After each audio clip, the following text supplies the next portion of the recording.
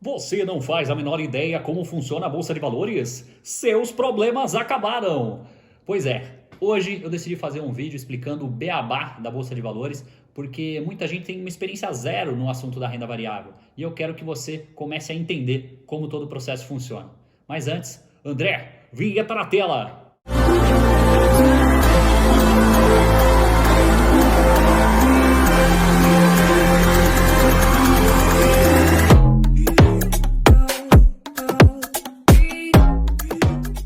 Bom, antes da gente começar, eu tenho que te pedir para se inscrever aqui no canal se você ainda não é inscrito, ativar o sininho para você receber as notificações do YouTube quando tiver vídeo novo e se puder já deixa seu like aí para nos ajudar a divulgar esse vídeo para mais pessoas.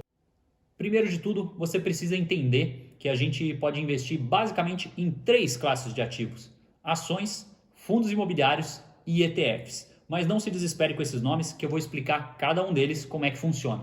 Vamos começar com as ações. Quando uma empresa decide abrir o seu capital, o que significa isso? Imagina que eu sou dono de uma empresa e aí eu quero fazer com que ela cresça de uma forma mais rápida. Como que é o jeito mais fácil de fazer isso? Ou digamos assim, o jeito que as grandes empresas fazem? É você decidir entrar na Bolsa de Valores e oferecer uma parcela daquela empresa para outros acionistas, acionistas minoritários. E aí eu determino ali um número de ações que eu vou deixar para o mercado comprar. Por exemplo, tá? Fazendo uma coisa fictícia aqui. Imagina que minha empresa vale 100 milhões de reais e eu decido que 25% dessa empresa eu vou liberar para acionistas minoritários na Bolsa de Valores. Ou seja, 25 milhões de reais vão estar na forma de ações para que outras pessoas sejam sócios minoritários da minha empresa. A partir disso, dependendo o quanto eu estimo que a minha empresa vale, ou seja, lembrando que no exemplo eu deixei 100 milhões de reais, vamos imaginar que eu decida colocar 25 milhões de ações disponíveis para serem adquiridas. Ou seja, cada ação vai custar R$ 1. Isso na abertura do capital da empresa, ou seja, eu anuncio para o mercado, vou abrir o capital da minha empresa. Quem quiser vai poder comprar ações e 25% dessa empresa eu vou deixar na mão de acionistas minoritários, que são essas pessoas que vão poder comprar as ações na Bolsa de Valores. Então a oferta inicial seria R$ 1 por ação. Então o mercado já fica sabendo disso. E aí eu descubro o número de pessoas interessadas em adquirirem essas ações. Bom, esse é o primeiro passo. Em seguida, à medida que minhas ações estão disponíveis ali no mercado, um grupo de pessoas vai comprar essas ações. Se eu conseguir precificar bem essas ações, se a minha empresa realmente tem um bom potencial, se as pessoas enxergam esse potencial, eu vou conseguir, logo na abertura, ter vendido aqueles 25%, ou seja, aquelas 25 milhões de ações. Então, a partir do primeiro dia que essas ações estão em circulação no mercado, já pode começar uma oferta de compra e venda dessas ações. E por que os preços sobem ou descem? A boa e velha oferta e procura. É a famosa lei da oferta e da procura. Se tem mais pessoas querendo vender do que comprar, o preço da ação cai. Se tem mais pessoas querendo comprar do que vender, o preço das ações sobe. Ah, mas é só isso que determina? Não, no longo prazo, em geral, as ações tendem a refletir os lucros das empresas. Então, o preço da ação tende a seguir uma certa proporcionalidade no longo prazo com o crescimento dos lucros daquela empresa. Então, você não vai estar investindo numa coisa de sorte. A bolsa não é cassino. Esquece essa ideia. A bolsa é basicamente um lugar que você pode se tornar sócio de algumas empresas. Lógico que, dependendo do volume de dinheiro que você colocar ali, vai ser um percentual muito pequeno daquela sociedade, mas de qualquer forma, você vai ter essa possibilidade. Então, a mentalidade de sócio é a coisa mais importante que você precisa ter quando decide investir na Bolsa de Valores. Porque essas oscilações de mercado acontecem, é natural. Uma notícia política ruim, uma crise imobiliária, por exemplo, nos Estados Unidos, um PIB europeu que caiu, várias e várias notícias podem interferir se o preço da ação sobe ou desce no curto prazo, principalmente. Mas lembre-se, no longo prazo, elas tendem a refletir os lucros das empresas. Por isso que se você faz boas escolhas, vira sócio de boas empresas, a tendência no longo prazo é você ter um ganho muito significativo. Agora, deixa eu te dar o exemplo de fundos imobiliários. Antes de mais nada, é bom dizer que existem vários tipos de fundos imobiliários diferentes, inclusive estão nascendo novos tipos. Mais para frente eu vou fazer um vídeo explicando com detalhes todos os tipos de fundos imobiliários e quais as diferenças entre eles, enfim, todos os detalhes desse assunto. Mas agora eu vou dar um exemplo simples só para você entender como eles funcionam. Imagina que eu vou gerir um fundo imobiliário. Eu vou decidir fazer um fundo imobiliário, por exemplo, de lajes corporativas. O que significa isso? Eu vou pegar algumas salas comerciais, vamos supor que eu escolha fazer isso só na cidade de São Paulo, capital. Eu escolho alguns lugares estratégicos de salas comerciais, eu compro aquelas salas comerciais e aí eu viro para o mercado, viro para a B3, que é a empresa que capta as empresas para oferecer suas ações e etc. na Bolsa de Valores, né? A empresa chama B3. E aí eu decido comprar, vamos supor, 10 lajes comerciais e alugar essas lajes. É basicamente um investimento em imóvel, por isso que eles chamam de fundos imobiliários, embora existem outras possibilidades. Mas vamos nesse exemplo simples para você entender. Eu decido comprar aquelas 10 lajes comerciais, eu decido alugá-las, e aí eu viro para o mercado, para a B3 e falo, a partir do dia tal, eu vou iniciar esse meu fundo, e quem quiser receber uma parte desses aluguéis, pode se tornar cotista desse fundo. É como se fosse o acionista, se fosse uma empresa, se fossem as ações. Eu vou me tornar cotista daquele fundo imobiliário. Ou seja, vamos imaginar que essas salas comerciais custam R$1 milhão. Aí eu viro pro mercado e falo o seguinte, quem quiser se tornar cotista do meu fundo, eu vou oferecer 1 milhão de ações a R$1. E aí, à medida que eu conseguir alugar essas salas, essas pessoas vão receber todos os meses pelo menos 25% do lucro que eu tiver com esses aluguéis. Isso é uma regra, é uma lei. Os fundos imobiliários são obrigados a distribuir pelo menos 95% dos seus lucros aos cotistas. Então, é como se você estivesse investindo num imóvel para você alugar e receber o dinheiro, só que com muitas vantagens. Você pode começar a investir em fundo imobiliário com menos de R$5, dependendo do fundo, embora o mais normal sejam valores ali próximos a R$100. Tem fundos de 200, 300, enfim, tem uma variação grande de valores, mas tem fundos imobiliários muito baratinhos, de R$10 e até menos. Então, te oferece uma possibilidade de começar a investir com um valor muito baixo, ao contrário do imóvel. Não tem aquela burocracia toda de você ter que fazer uma papelada, cartório, etc. Você simplesmente vai, assim como nas ações, comprar uma sequência de letras e números na Bolsa de Valores. A liquidez que você vai ter costuma ser muito boa, ou seja, liquidez é aquele termo que a gente usa para determinar o quanto você vai conseguir converter aquele ativo, digamos assim, em dinheiro, o quão rápido isso acontece, qual a facilidade disso acontecer. E no fundo imobiliário, geralmente, isso vai ser questão de segundos. Obviamente, tem fundos mais líquidos e menos líquidos. E dependendo do volume que você comprar, você vai ter um pouco mais de dificuldade, um pouco mais de facilidade para vender. Mas, via de regra, vai ser 1000 vezes mais líquido do que um imóvel normal, comum, se você comprasse para alugar. Fora que você teria que se preocupar em conseguir um inquilino, sendo que se você virar um cotista do fundo, quem está gerindo aquele fundo é que vai se preocupar com isso, você não se preocupa com nada. Só se ele for bem gerido, você vai simplesmente todo dia X daquele mês receber pelo menos 95% dos lucros, logicamente proporcional a quantas cotas você comprou. Lembrando que no nosso exemplo aqui seriam 1 milhão de cotas.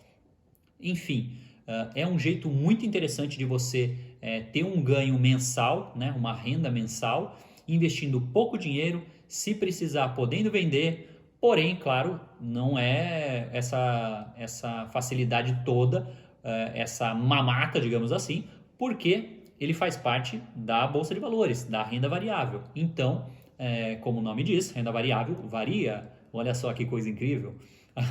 Mas então, você pode comprar essa cota por R$1 e no mês seguinte pode acontecer alguma coisa, vamos supor uma nova pandemia que faça o mundo inteiro parar, as empresas desistirem ou não conseguirem pagar aquele aluguel e aí o que você vai receber naturalmente vai ser menor, a cota vai se desvalorizar, se você tentar vender você vai perder dinheiro. Então é claro que existe esse risco, assim como se você comprar um imóvel, pode acontecer alguma coisa naquele bairro e o valor despencar, ou o contrário, né? Aquilo pode se desenvolver e se valorizar. É a mesma coisa em relação ao fundo imobiliário.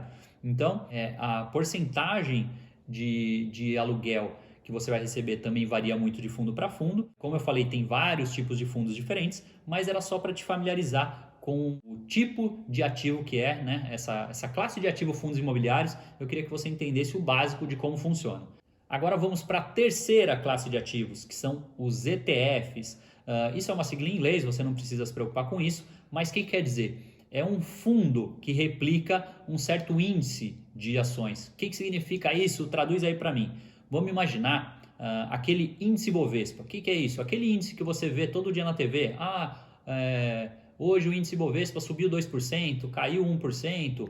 Esse índice Bovespa é um índice que pega algumas dezenas de ações das centenas que existem na Bolsa. Eles pegam em torno ali de umas 60 ações mais ou menos, que tem um peso maior ali, as empresas maiores, né, da Bolsa. E aí, esse índice é uma média das ações dessas dezenas de ações, dessas dezenas de empresas. Ou seja, se Petrobras, Vale, Itaú, Bradesco, que são empresas que têm um peso muito forte ali nessas dezenas de ações do índice Bovespa, se elas estão caindo, elas vão puxar o índice para baixo. Se elas estão subindo, vão puxar o índice para cima. Então, um exemplo clássico de ETF aqui no Brasil é o BOVA11, que replica justamente essas maiores ações da Bolsa, essas empresas que compõem o índice Bovespa. Então, existem vários tipos de ETFs. No Brasil, isso ainda é muito limitado, é um mercado pequeno de ETFs. Eu, particularmente, nem gosto, não invisto em ETFs, mas não estou aqui para recomendar compra ou venda de nada. Eu só quero que você entenda as possibilidades que você tem de investimento. Mas por que você não gosta tanto de ETF? Porque, por exemplo, no Brasil, os ETFs não entregam dividendos aos acionistas. Então, diferente dos Estados Unidos. Mas então esse dinheiro se perde? Não, o administrador do ETF vai usar esses dividendos para recomprar mais ações. Então não é que esse dinheiro se perde, mas isso no longo prazo vai gerar um certo prejuízo ali, já que pelo menos hoje, no momento que eu gravo esse vídeo, os dividendos não são tributados, não existe imposto de renda sobre os dividendos. Então no longo prazo isso gera um prejuízo, seria melhor se os ETFs distribuíssem esses dividendos aos acionistas. Então, eu dei o exemplo do BOVA11, mas temos outros ETFs. Tem, por exemplo, um que eu acho até mais interessante, algumas pessoas gostam muito aqui no Brasil de investir, que é o IVVB11. O que é esse IVVB11? É um ETF que replica as 500 maiores ações do S&P. O que é o S&P? É o índice americano, o mais famoso do mundo. Então, você se expondo ao IVVB11, você vai estar, de uma certa forma, se expondo a ativos dolarizados. Então, se o dólar se valoriza, a tendência é esse valor dessas empresas subirem. E, mesmo que o dólar fique estável, se essas 500 maiores empresas americanas estão crescendo, você vai ter um crescimento também daquele ETF, daquele valor que você comprou. Então, basicamente, essas três classes de ativos que eu falei são as possibilidades que você pode investir na Bolsa de Valores. Agora, uma dúvida que pode estar passando aí pela sua cabeça é, ok, eu posso escolher entre essas três classes de ativo, mas quanto percentualmente do meu dinheiro eu vou colocar em cada uma delas? Isso é extremamente variado. Como eu dei o meu exemplo aqui, sem querer gerar nenhuma influência, mas eu, por exemplo, não invisto em ETFs no Brasil. Então eu divido entre fundos imobiliários e ações. Outras pessoas não, elas gostam de se expor ao ETF.